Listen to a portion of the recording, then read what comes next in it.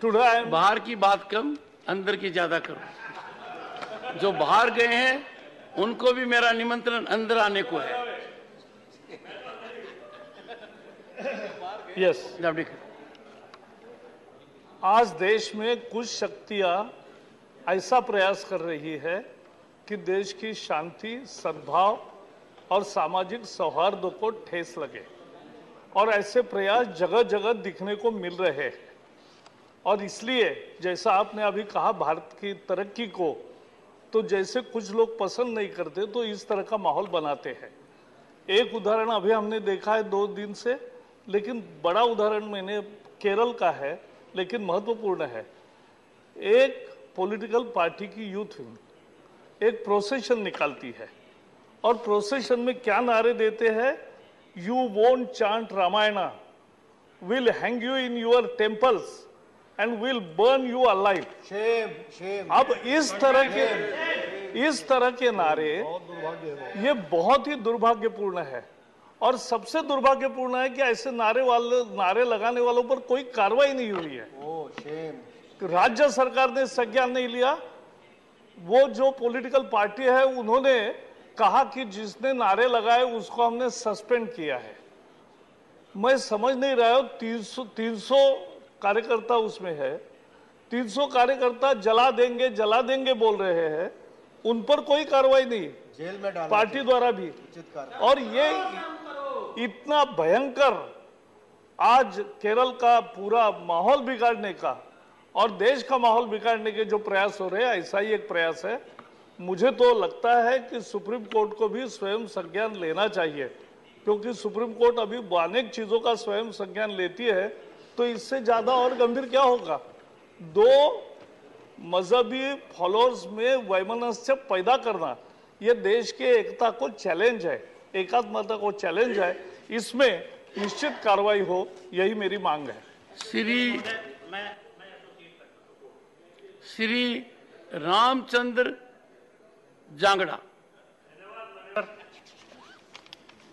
मैं सदन का ध्यान एक गंभीर विषय की तरफ आकर्षित करना चाहता हूं। मानव राजस्थान से निकली हुई गाड़ियां लोहार एक जाति है। कहते हैं कि ये लोग महाराणा प्रताप की सेना में हथियार बनाने का काम करते थे, लेकिन महाराणा प्रताप के बलिदान के बाद इन्होंने इस कसम के साथ मातृभूमि छोड़ दी कि जब तक मेवाड़ पर स्वराज्य स्थापित नहीं होगा तब तक घरों को नहीं लौटेंगे। इतिहास मान्यवर कुछ भी हो, लेकिन ये सच्चाई है कि लोहे के औजार या उपकरण बनाने में इनका कोई मुकाबला नहीं है। ये महीन से महीन लोहे का उपकरण भी बिना किसी आधुनिक मशीन और औजार के बनाने की दक्षता रखते हैं।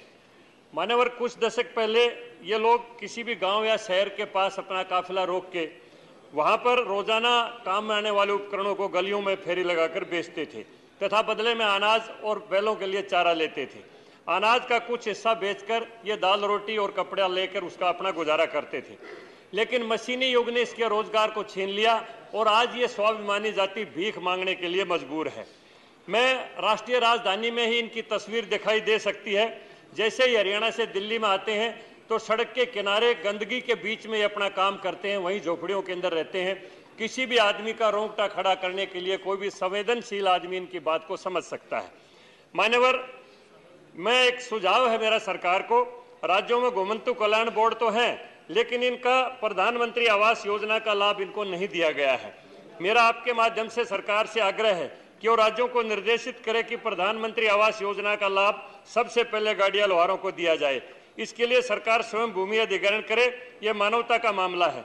इनको क्लस्टरों में बसाकर वहीं इनके लिए स्वास्थ्य, शिक्षा, आधुनिक कौशल और प्रशिक्षण की व्यवस्था किया जाए। मान्यवर, ऐसे असुविधाजनक वातावरण में रहते हुए भी अगर इनके बच्चों को, युवक युवकों को देखेंगे तो इनकी सुंदरता और सुडौलता देखने को ही लायक है। इसलिए इसके अतिरिक्त केंद्र सरकार कानून में प्रावधान करे कि जो भी सामान्य या पिछड़ा वर्ग का कोई भी युवक घुमंतु परिवार की लड़की से शादी करता है तो दोनों परिवारों को 5-5 लाख रुपए दिए जाएं और उसके साथ उस युवती के जो संतान पैदा हो उनको आगे की शिक्षा और स्वास्थ्य की मुख्य सुविधा दी है, ताकि ये भी मुख्य धारा में आके डॉक्टर अच्छे नागरिक बन सके। धन्यवाद। वाजपेयी। मान्यवर, मैं आपका ध्यान, आपके माध्यम से सदन का ध्यान ऐसे गंभीर विषय की ओर आकर्षित करना चाहता हूं। मान्यवर, देश में एनडीए की सरकार के चलते देश के 140 करोड़ लोगों के स्वास्थ्य की चिंता सरकार की प्राथमिकता रही है और इसके चलते देश में बड़े पैमाने पर आयुर्विज्ञान संस्थान, नए नए मेडिकल कॉलेज और नई नई बड़ी चिकित्सीय संस्थाएं स्थापित करने का काम सरकार कर रही है। लेकिन मान्यवर, एक बात दुख के साथ कहनी पड़ रही है कि आज इन बड़े बड़े आयुर्विज्ञान संस्थानों और बड़े बड़े स्वास्थ्य संस्थानों में योग्य चिकित्सकों की निरंतर कमी हो रही है। उसका कारण है कि जहां कहीं भी हमारे सुपर स्पेशलिटी डॉक्टर्स इन सरकारी संस्थानों में नियुक्त होते हैं और उसके बाद निजी क्षेत्र के जो चिकित्सालय हैं उनके एक आकर्षक पैकेज देकर उन लोगों को वहां से पलायन कराने के लिए विवश किया करते हैं।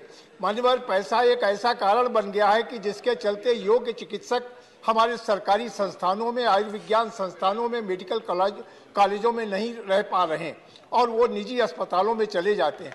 उसका सबसे बड़ा नुकसान ये होता है, जो मंशा है सरकार की कि गांव के गरीब को भी अच्छा इलाज मिल सके, उसको भी सुपर स्पेशलिटी इलाज की सुविधा मिल सके। लेकिन ये प्राइवेट अस्पताल इतने महंगे हैं, वहां पर जन सामान्य के लिए इलाज करना मान्यवर संभव नहीं होता और इसके चलते सरकारी अस्पतालों में जब अच्छे डॉक्टर पलायन कर जाते हैं तो उन अस्पतालों में भी मान्यवर यही स्थिति हो जाती है कि अच्छे डॉक्टरों के अभाव में अच्छा इलाज नहीं हो पाता। ये एक ऐसा गंभीर विषय है कि जिससे देश इस पर चिंता होनी चाहिए।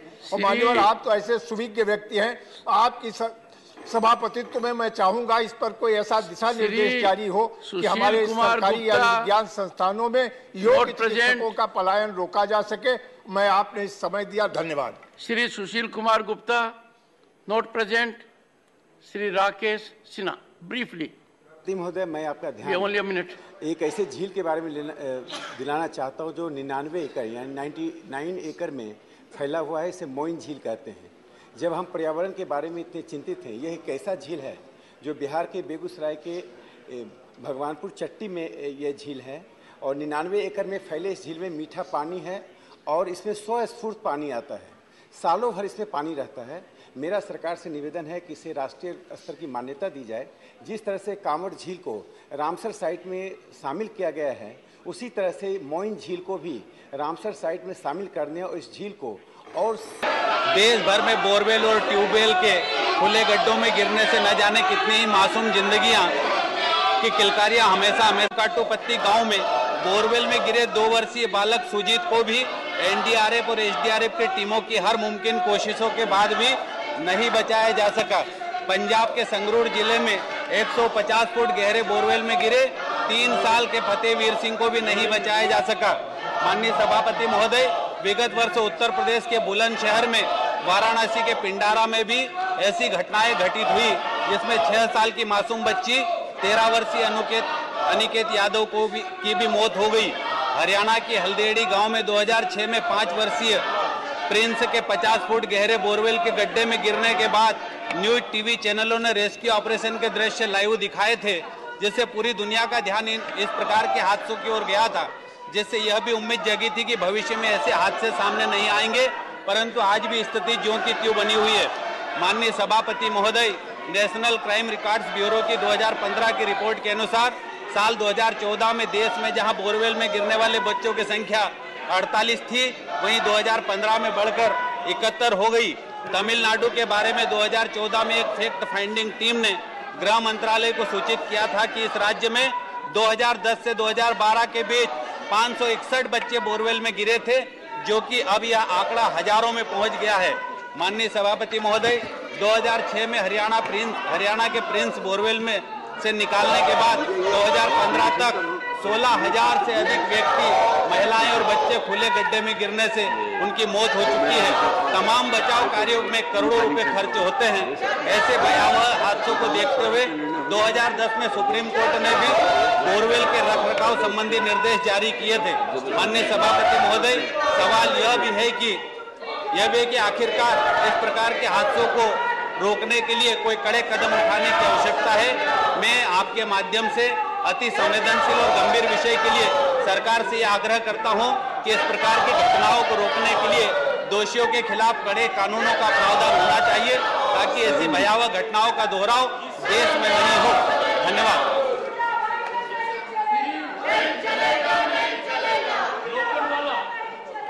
श्री जुगल सिंह लोखंडवाला। Yes sir. धन्यवाद माननीय महोदय। आपने एक भारत की गौरव की बात मैं आज करने वाला हूं आपके सामने। आज भारत ने एक बहुत बड़ा रिकॉर्ड जो